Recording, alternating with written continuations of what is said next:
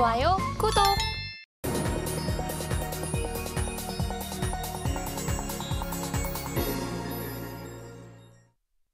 개인 투자자가 아닌 전문가는 장 시작 전 뉴스를 볼 때 어떤 부분에 초점을 맞출까요? 오늘의 일면 헤드라인입니다. 중국 84조 원 국채 발행, 경기 침체, 반전, 마중물 될까? 자, 오늘의 일면 헤드라인 풀어주실 분이죠. 헤르메스 스타 김시은 팀장 함께합니다. 어서 오세요. 네, 안녕하세요. 네, 어제 중국 소비 관련된 종목들이 일제히 상승세를 보여줬습니다. 관군제에 대한 기대감도 있고 무역 갈등에 대한 미중 갈등에 대한 그런 좀 기대감, 실마리 역시 좀 보이고 있는 것 같은데 헤드라인 풀어주시죠. 관련했을 때 앞서 이야기를 한 것도 있지만 중국 소비재가 움직였던 큰 요인 중 하나가 중국 국채를 1조 위안을 발행을 하겠다는 내용이 나오면서부터 중국 소비재, 특히 철강이라든지 화학 쪽에서도 움직이는 모습들을 보여줬는데 사실 중국 정부 쪽에서의 경기 부양을 하겠다라는 의지가 굉장히 많이 보이고 있습니다.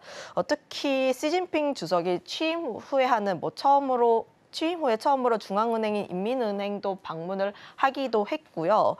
실제로 올해 목표치라고 할 수 있는 5%의 경제 성장률을 이제 달성을 하려는 의지가 굉장히 많이 보이다 보니까 재정 적자 비율도 확대를 하고 있는 모습이 나오고 있습니다. 3%에서 3.8%로 확대를 해 나면서 관련했을 때 국채를 추가적으로 발행을 했다라고 보시면 좋을 것 같은데 이 부분 같은 경우에는 굉장히 이례적인 상황이라고 보시면 좋을 것 같아요.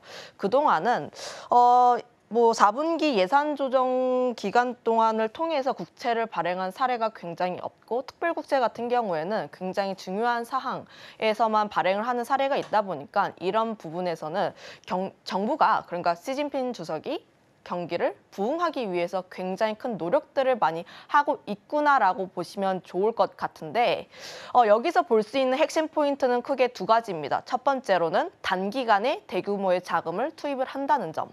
채권을 발행을 하면 채권을 이제 사들이는 사람들이 있고 보통 국가라든지 기관 쪽에서 많이 사긴 합니다만 그렇게 되면 돈이 풀리게 됩니다.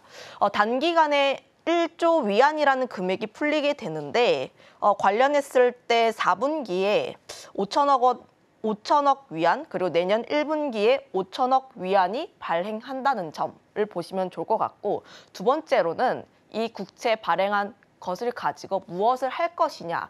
인프라 쪽에 투자를 많이 한다라고 합니다. 특히 건설이라든지 지방 인프라 이쪽에 대해서 좀 많이 이쪽에 대해서만 배정을 할 것인데 그 부분에서 보게 됐을 때 특히 지금 중국 쪽에서의 가장 큰 문제라고 할 수 있는 부동산 쪽에 대해서 조금 살아나지 않을까라는 기대감이 나오고 있긴 하거든요. 사실 중국 쪽에서의 지금까지 이렇게 가장 크게 문제가 된 요인 중 하나가 부동산입니다. 지난 20년, 30년 동안 중국 경기가 이렇게까지 많이 끌어올릴 수 있었던 요인이 부동산이라고 보시면 좋을 것 같은데 그동안 도로라든지 주택건설이라든지 엄청난 건설 프로젝트로 인해서 경제가 성장한 모습을 보였는데 2020년 코로나에 대한 문제도 있고 21년 헝다 디폴트 문제도 있다 보니까 그때부터 부동산 중국 경기가 계속해서 침체가 되었다는 점. 그런데 부동산이 중국 GDP에서 20%를 차지를 하고 있고 2020년 기준으로 했을 때 가계 자산의 약 80%를 차지를 하고 있습니다. 중국에서 했을 때 투자를 한다면 금리가 높은 은행이라든지 금리가 좀 낮은 은행이라든지 혹은 주식 투자 이런 것보다 부동산 투자에 많이 하셨습니다. 그만큼 돈을 바닥에 많이 깔고 있었다라고 보시면 좋을 것 같은데 그런데 부동산 경기가 침체가 되면 자연스럽게 부동산 가격도 하락을 하게 되고 그럼 부동산 가격이 하락을 하게 되면서 큰 돈이 좀 묶이게 되니까 제로 코로나가 끝나더라도 우리 생각보다 소비를 안 하는 거죠. 왜냐하면 지금 부동산 시장 자체가 별로 안 좋고 돈은 묶여 있기 때문에 그 점에서 봤을 때 아직까지 지금 소비를 할 때는 아니다. 돈을 조금 쓰기보다는 계속해서 지갑을 움켜쥐는 그런 현상을 보이고 있어서 실제로 제로 코로나가 끝났을 때 중국 소비재가 한창 올랐잖아요. 지금 중국인들의 소비가 굉장히 폭발적으로 늘어날 것이다. 이 사람들이 적금한 금액이 얼마나 큰데 이 사람 좀 돈을 쓴다면 좀 소비재 쪽에서의 긍정적인 매출이 나오지 않을까라고 기대를 했지만 생각보다 중국 회복 속도가 더디게 나왔고 특히 소비에 대한 부분도 더디게 나왔다 보니까 이런 주가의 흐름들이 계속해서 부진하게 나왔다는 점. 하지만 부동산 경기가 다시 한번 살아나게 되고 그거에 따라서 소비주도 다시 한번 소비의 흐름도 좀 긍정적으로 바뀌게 된다면 경제에 대한 부분도 좀 긍정적으로 볼 가능성이 크다라고 보시면 좋을 것 같은데 다만 생각해봐야 하는 점은 부동산 경기가 실제로 정부가 채권을 발행한 것처럼 그러니까 국채를 발행한 것처럼 실제로 긍정적인 효과가 나올 수 있는지 여부. 어제 나왔던 소식인데 컨트리 가든에서 달러 채권 디폴트를 공식적으로 선언을 했어요. 그만큼 지금 부채에 대한 부분이 굉장히 크게 나오고 있다라고 보시면 좋을 것 같은데 다만 컨트리 가든이 문제가 되는 요인이 무엇이냐라고 보면 중국 최대 민간 부동산 개발 업체입니다. 특히 뭐 프로젝트 수만 하더라도 홍다보다 굉장히 많다라고 보여지고 있고 특히 그 컨트리 가든 쪽에 딸려 있는 이제 직원들의 수라든지 프로젝트의 규모 등을 봤을 때 지금 부동산 중국 경기 좀 괜찮을란가? 이런 생각이 많이 들다 보니까 이런 부분은 조금 확인을 해볼 요소이긴 합니다. 다만 컨트리 가든의 달러 채권 디폴트 같은 경우는 이미 이달 초에 공시를 통해서 좀 예정된 수순이었다 보니까 이미 우리가 예상할 수 있었다는 점. 그거에 따라서 좀 그러니까 중국 정부 측면에서 추가적인 부양책을 더 내놓을 가능성이 높지 않을까 이렇게 보고 있어서 관련했을 때 중국 부양책에 대한 내용은 좀 계속 체크를 해볼 여지가 있다 이렇게 정리를 하겠습니다. 네, 중국의 대규모 부양책을 기다리면서 지금 우리 국내 중국 소비 관련된 종목들 역시도 얼마나 더 튈 수 있을까 많은 분들께서 궁금한 포인트일 것 같습니다. 자, 그렇다면 여기서 투자 키워드를 잡아본다면 좀 어떻게 잡아봐야 될까요? 아무래도 소비 쪽에 조금 더 치우치면 좋을 것 같아요. 또 키워드 같은 경우는 중국인의 소비가 개선되는가 뭐 이런 쪽으로 잡았는데 말씀했다시피 부동산 아직 안 좋아요. 그런데 소비의 흐름들은 조금씩 개선이 되려는 흐름들을 보여주고 있습니다. 그거에 따라서 지금 부동산 경기가 바닥을 치고 있긴 하지만 여기서 조금 더 최악으로 넘어갈까에 대해서는 조금 가능성이 좀 낮다라고 생각을 하고 있어서 지금부터는 좀 소비 관련했을 때 좀 긍정적으로 볼 방향성을 틀어도 되지 않을까라고 생각을 하고 있고요.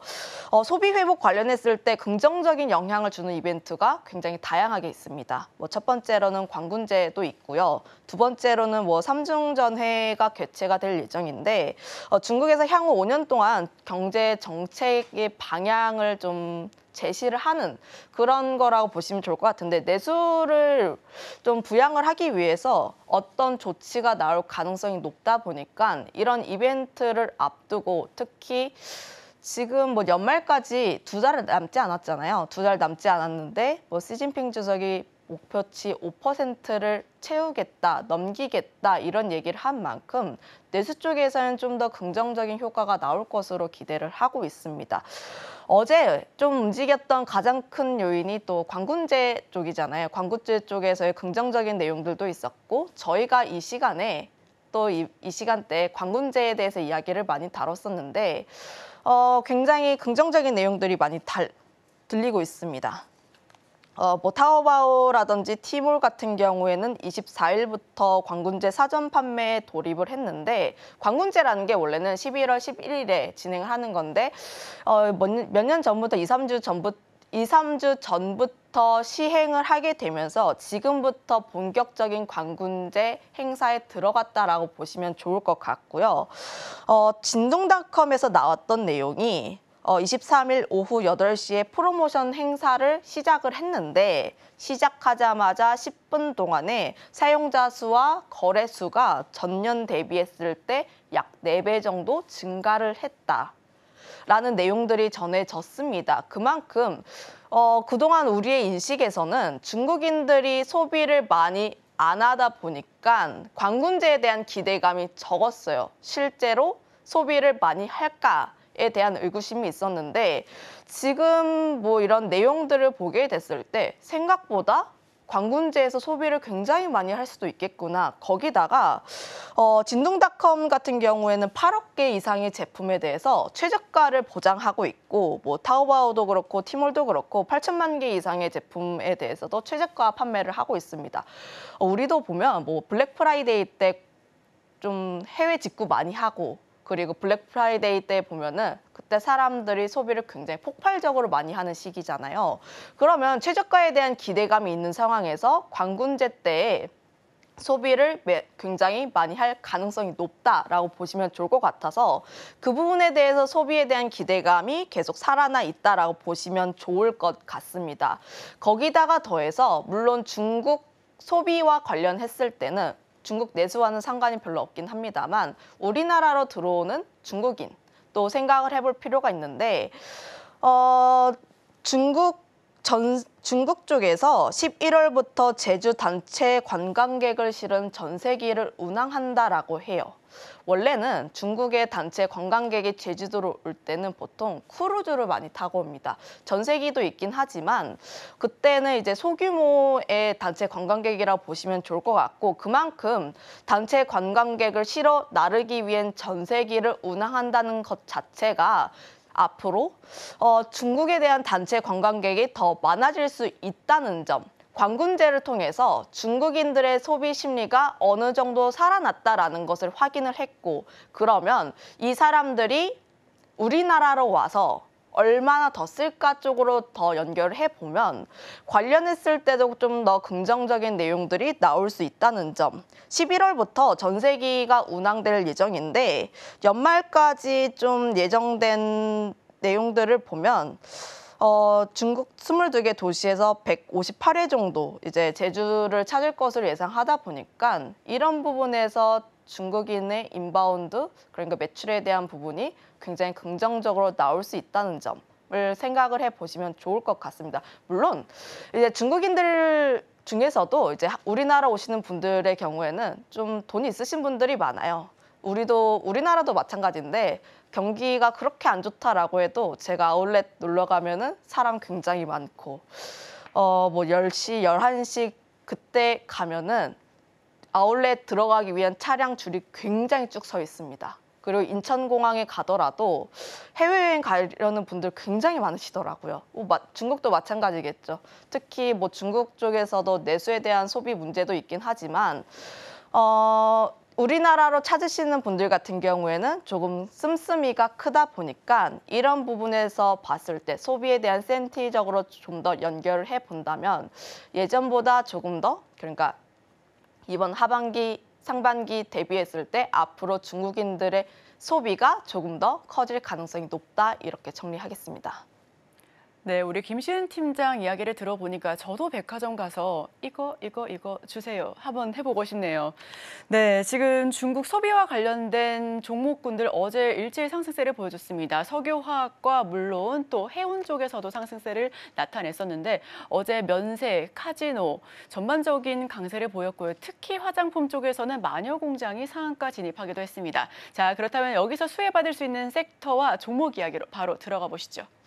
아무래도 관련했을 때 엮일 수 있는 섹터 자체가 굉장히 많아요. 중국 소비와 관련했을 때도 그렇고 중국 부양과 관련했을 때도 그렇고 엮일 수 있는 섹터가 굉장히 많다라고 보시면 좋을 것 같은데 뭐 대표적으로 중국 소비주, 화장품도 있고 의류도 있고 중국 인바운드 그러니까 면세도 있고 카지노 그리고 경기 민감주 화학이라든지 조선 그리고 인프라 투자 이런 쪽에서 연결을 지어보시면 좋을 것 같은데 다만 각각의 섹터에 대해서 투자 아이디어는 다릅니다. 투자에 대한 의견이 조금 다르다라고 보시면 좋을 것 같은데 단기적으로는 화장품 쪽에 관심을 많이 갖고 있고요. 그리고 뭐 카지노라든지 면세 이런 뭐 중국인 인바운드 관련주 같은 경우에는 분할적인 매수 관점으로 접근을 해보시면 좋을 것 같습니다. 두 섹터 모두 긍정적으로 보고 있긴 합니다. 실적에 대한 기대감도 계속 나오고 있고 앞으로 실적에 대한 개선세가 계속 나올 예정이다 보니까 그런 부분에서 봤을 때 두 섹터 모두 긍정적이라고 보여지긴 하나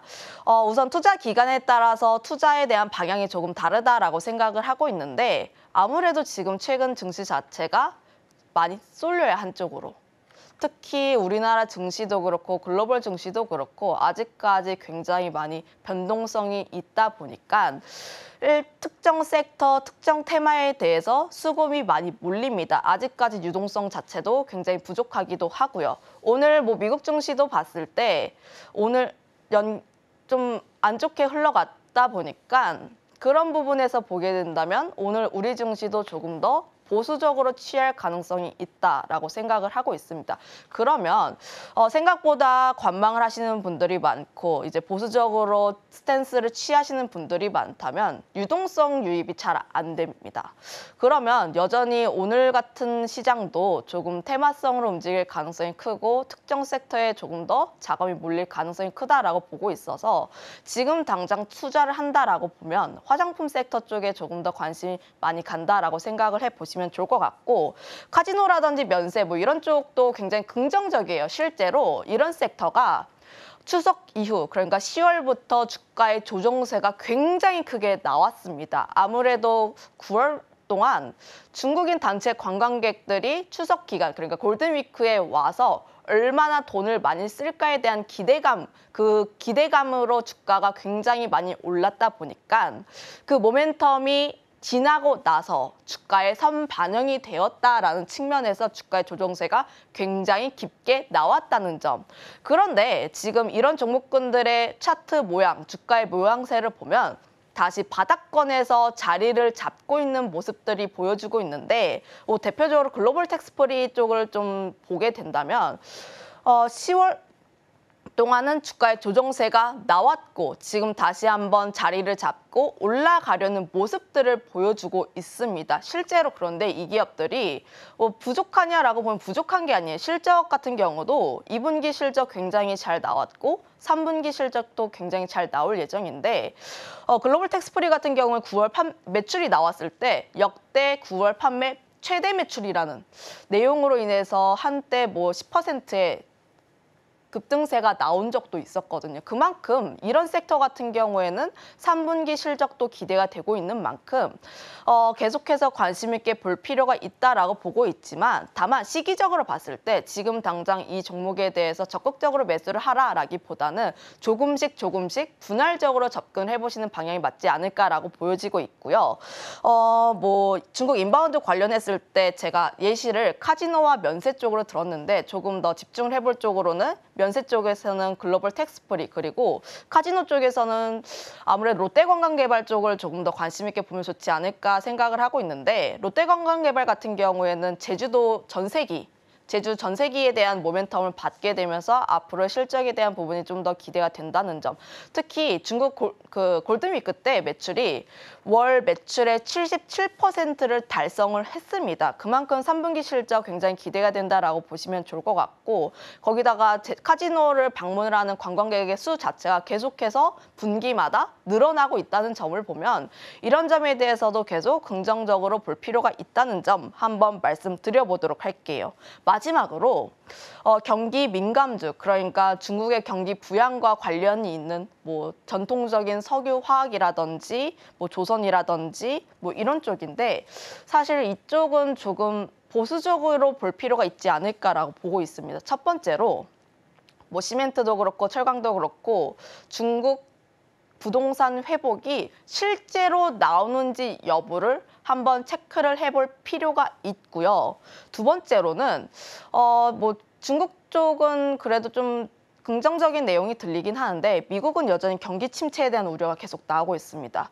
뭐 구글이라든지 메타 실적 발표를 했을 때 이번 연도 실적은 잘 나왔어, 나쁘진 않아 라고 하지만 내년 실적에 대해서는 잘 모르겠네 라고 합니다. 그만큼 경기 침체에 대한 우려가 계속 나오고 있다 보니까 이런 부분까지 조금 더 엮여서 본다면 지금 경기 민감주는 조금 더 확인을 해볼 필요가 있다. 물론 뭐 전통적인 석유 화학주들 바닥권에 있는 건 맞아요. 이제 업황의 바닥 라인이 있는 건 맞는데 그동안의 업황 불황이 계속해서 이어져 있었던 만큼 지금 계속 모아가시기보다는 업황이 턴을 했을 때 그 부분을 확인을 하고 들어가셔도 늦진 않다라고 생각을 하고 있고요. 다만 이제 화학 쪽에서 봤을 때 좀 뭐 특별하게 스페셜티하게 하는 기업들 있잖아요. 그런 부분에 대해서는 조금 중립적인 의견 드려보도록 하겠습니다. 네, 지금 카지노 면세 쪽 중국인 인바운드 관련주는 분할 매수 관점에서 접근해보면 좋겠다라는 말씀해 주셨고요. 또 경기 민감주 같은 경우에는 중국의 부동산 회복이 좀 가시화가 된다라는 가정하에 좀 계속해서 지켜보시면서 접근해보시면 좋겠다라는 이야기를 나눠봤습니다. 자, 그렇다면 단기적으로 말씀해 주셨던 화장품 그리고 좀 중장기적인 관점에서 화장품 ODM, OEM 쪽에서는 또 어떤 종목들이 있을까요? 아무래도 화장품 같은 경우에는 좀 단기적으로는 화장품 관련 종목군들이라고 보시면 좋을 것 같고 중장기적으로는 화장품, ODM, OEM 쪽을 보시면 좋을 것 같은데 제가 저번 주에 이야기를 했던 포인트는 똑같습니다. 첫 번째로 ODM, OEM 같은 경우에는 화장품의 트렌드 자체가 인디 브랜드라든지 이런 쪽에 굉장히 많이 진행이 되다 보니까 그 점에서 수혜를 볼 수 있는 쪽은 ODM, OEM 쪽이다라고 보시면 좋을 것 같고 특히 중국 외 지역에서 매출의 성장세가 나오다 보니까 그런 부분에서 봤을 땐 중장기적으로 ODM, OEM 쪽에 관심을 갖는 게 맞으나 단기적으로 봤을 땐 아무래도 중국 관군제에 대한 기대감이 굉장히 커졌어요. 저번 주까지만 하더라도 관군제 실제로 잘 팔릴까라는 의구심이 굉장히 컸었는데 지금 나와 있는 내용들, 특히 중국 쪽에서 들려오는 내용들을 조금 더 확인을 해본다면 화장품 쪽에서는 우리나라 화장품이 순위권에는 들지는 못하더라도 판매량 같은 경우에는 전년 대비했을 때 증가를 할 수 있는 가능성이 커졌다라고 생각을 하고 있어서 그 부분에서 봤을 땐 단기적으로 화장품 종목군들 굉장히 긍정적으로 보고 있다라고 생각을 하고 있습니다. 다만 화장품 섹터가 저번 주부터 계속 강세 흐름들을 유지를 하고 있어요. 거기다가 최근에 나왔던 이야기가 미국의 엘프뷰티라고 굉장히 저렴한 화장품 파는 기업들이 있는데 굉장히 저렴합니다. 저도 뭐 그 중학생, 고등학생 때 사용을 했고 미국을 타겟으로 하는 기업인데 미국 쪽에서도 약 15세 미만의 친구들이 사용을 하는 기업이에요. 그런데 최근 트렌드라고 할 수 있는 인디 브랜드 중저가 화장품과 맞물려 있다 보니까 엘프뷰티의 실적에 따라서 우리나라 화장품 섹터도 약간의 흔들릴 가능성이 높다는 점을 보면 이런 부분들까지 확인을 해볼 여지는 있다라고 생각을 하고 있습니다. 다만 뭐 실적 발표도 그렇고 재고 수준에 대한 부분도 확인을 해볼 필요가 있긴 하지만 전반적인 구조적인 성장세, 특히 ODM, OEM 관련했을 때 성장세는 계속 나오고 있다 보니까 이런 점에서 봤을 때는 좀 장기적으로는 긍정적이다라는 점 체크를 해보시면 좋을 것 같은데 관심 종목으로는 코스메카 코리아, 코스맥스, 청담 글로벌을 가지고 왔는데 코스메카 코리아 같은 경우에는 지금 화장품 섹터에서 대장주 역할을 하고 있는 기업이라고 보시면 좋을 것 같고 실적 같은 경우에도 계속해서 상승을 하고 있는 모습들을 보여주고 있습니다. 특히 북미 쪽에서의 매출 성장세, 자회사라고 할 수 있는 인그루드 랩 쪽에서의 매출의 증가세가 계속 나오고 있어서 그런 부분에서 한번 확인을 해볼 필요가 있다는 점, 지금 대장주의 역할을 하고 있다 보니까 코스메카 코리아의 주가가 좀 꺾이지 않는지 여부를 한번 확인을 해볼 필요가 있다라고 보시면 좋을 것 같은데 지금 5선 타고 계속 움직이고 있는 모습들을 나와주고 있고 외국인과 기관 그리고 연기금 쪽에서의 수급이 굉장히 긍정적이라는 점 한번 체크를 해보시면 좋을 것 같고 그 다음에 코스맥스라는 종목을 갖고 왔는데 저번 주에도 이야기를 해서 조금 짧게 이야기를 해본다면 화장품 ODM 1등 기업이라고 보시면 좋을 것 같은데 관련했을 때 중국에 대한 매출 비중이 굉장히 높습니다. 그거에 따라서 관군제에 대한 물량이 굉장히 증가를 하고 있고 특히 뭐 중국 현지 브랜드 쪽에서 물량을 많이 받다 보니까 그런 부분에서 연결을 지어본다면 코스맥스라는 기업은 관군제와 연결을 지었을 때 충분히 수혜를 받을 수 있는 모멘텀이 굉장히 크다라고 보시면 좋을 것 같은데 그 다음 사진입니다. 이제 관련했을 때 코스맥스 같은 경우도 봤을 때 기관, 보험, 투신, 그리고 연기금, 사모펀드 쪽에서 긍정적인 흐름들이 나와주고 있고 특히 차트의 모양으로 봤을 때 바닥을 찍고 다시 한번 턴을 하고 있는 모습들, 지금 주가의 모습들이 주요 이평선 위에서 움직이고 있는 모습들을 보여주고 있어서 코스맥스의 주가 차트 흐름도 굉장히 긍정적이다라고 보시면 좋을 것 같습니다. 이제 마지막으로 이야기를 드릴 기업은 이제 청담 글로벌이라는 기업인데 조금 생소하실 분들이 많을 것 같아요. 그동안 화장품 이야기를 하면 코스메카 코리아라든지 뭐 VT라든지 클리어 이런 쪽을 많이 짚었는데 청담 글로벌이라는 기업은 화장품을 유통하는 기업입니다. 특히 광군제 쪽이랑 크게 연결이 되어 있다라고 보시면 좋을 것 같은데 관련했을 때 매출의 96%가 중국에서 발생을 하고 있고요. 특히 뭐 징동닷컴에서 국내 유일 1차 벤더이다 보니까 광군제 관련했을 때 가장 크게 수혜를 볼 수 있는 종목이라고 보시면 좋을 것 같아요. 징동닷컴뿐만 아니라 뭐 핀더더라든지 티모리라든지 계약 이제 맺었다 보니까 이런 부분에서도 계속적인 성장세가 나오고 있다는 점. 연평균 성장률로 쳤을 때 3년 동안 55%의 성장세를 보여주고 있다라고 보시면 좋을 것 같습니다. 네, 저희 중국 소비와 관련해서 수혜를 받을 수 있는 3가지 종목 살펴봤습니다. 첫 번째 코스메카 코리아, 코스맥스, 그리고 마지막으로 청담 글로벌까지 찾아봤는데요. 우리 시청자 여러분들께서도 꼭 한번 눈여겨봐 주시면 좋겠습니다. 지금까지 헤르메스 스타 김시은 팀장과 함께했습니다. 오늘 말씀 고맙습니다.